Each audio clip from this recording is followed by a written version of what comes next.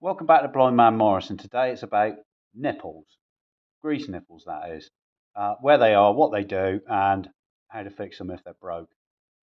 So here we are under the front end of our South African Morris Moggy, and there are three grease nipples here. There's one on the track rod end here, a vertical one. There's a right angled one here on the top trunnion, and you won't be able to see it, but there's a vertical one down there on the bottom trunnion. So what do? So they're a conduit for grease into moving parts which need lubricating. So metal on metal.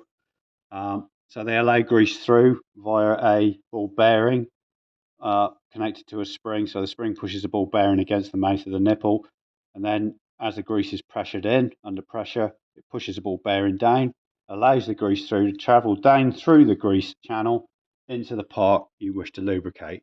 In this case, the top trunnion.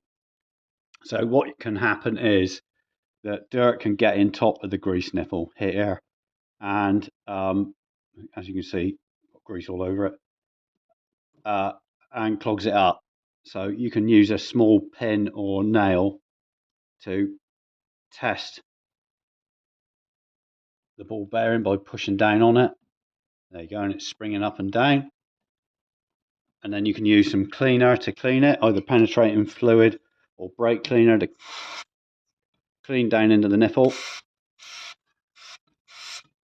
Like that. And then you can apply your grease gun. I've already cleaned this top one, so let's do this top one to the nipple after you've cleaned it all up. And then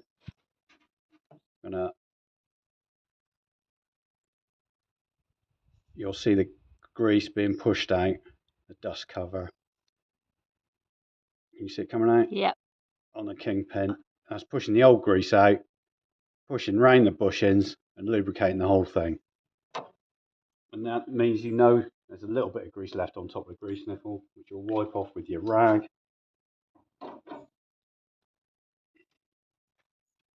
In between your knees. With your rag. When you find it, clean down. And there we go. So it's the importance of grease nipples. Now you can get different angled grease nipples. You can get right angled grease nipples like this one, vertical grease nipples like this one, and I think you can also get 45-degree grease nipples. And it depends on the application and how you access the end of your grease nipple with your grease gun. You can either use a big grease gun like this or a single-handed grease gun like that, but this one's just run out, so I'm using my big one.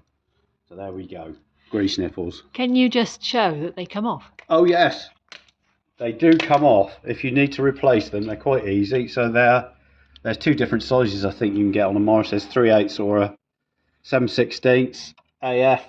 So let's try the 7/16 on this one. They just Because sometimes they get so clogged up with old grease. Yeah, they do. That you clean them, you press them, you do all those things. You can actually take them off though. Yeah. You can drop them and soak them in petrol overnight. That can sometimes do it. But they're not that expensive. You can see there's grease in the channel there, so it's greased through. Look. Yep. So there you go. So that's the grease. You can just replace them. Yeah. You don't over tighten them when you put them back on. They're just past finger tight. Say that's tight enough. And how many pumps of grease do you put in when you do them? Three. Three. Yeah, three on the single-handed grease gun, but on the big one it tends to be just one. It tends when you get this what they call the worm of grease coming out of here. When you see old grease come out, you just stop when you see clean grease, and that's it. That's it. The importance of your grease nipple. There we go.